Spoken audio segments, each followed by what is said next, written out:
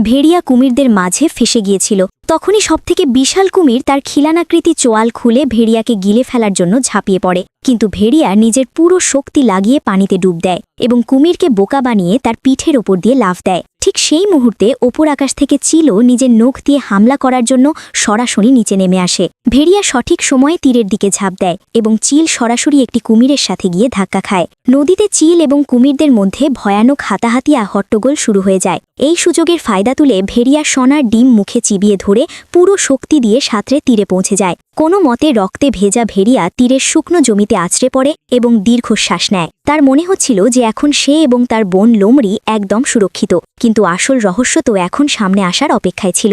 হঠাৎ সেই সোনার ডিমে জোরে ফাটল ধরতে শুরু করে এবং তার ভেতর থেকে একটি অদ্ভুত উজ্জ্বল নীল আলো বের হতে থাকে। পলক ঝপকাতেই পুরো আকাশ হঠাৎ কালো হয়ে যায় এবং ডিমের ভেতর থেকে এক অত্যন্ত জাদুকরী ও ভয়ানক জীব বাইরে আসতে শুরু করে, যা দেখে সাহসী ভেড়িয়ারও কপালে ঘাম জমে যায়। শেষ পর্যন্ত ওই রহস্যময় সোনার ডিমের ভেতরে এমন কি ছিল? পরবর্তী পার্ট দেখার জন্য চ্যানেলটি সাবস্ক্রাইব করুন।